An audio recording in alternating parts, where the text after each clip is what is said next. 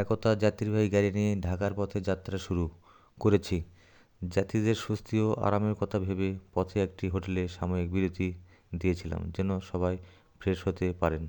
সেই ফাঁকে আমিও নিজেকে একটু ঝরঝরে করে নিয়ে আবার নতুন উদ্যমে যাত্রা শুরু করলাম। হোটেলের যাত্রীদের ব্যস্ততা থেমে গেলে নিজেকে একটু ফ্রেশ করে নিলাম।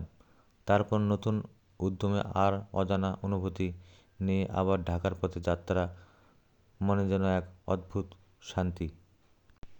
যাত্রীদের কোলাহল শেষ হলে আমি নিজেকে নতুন করে গুছিয়ে নিলাম।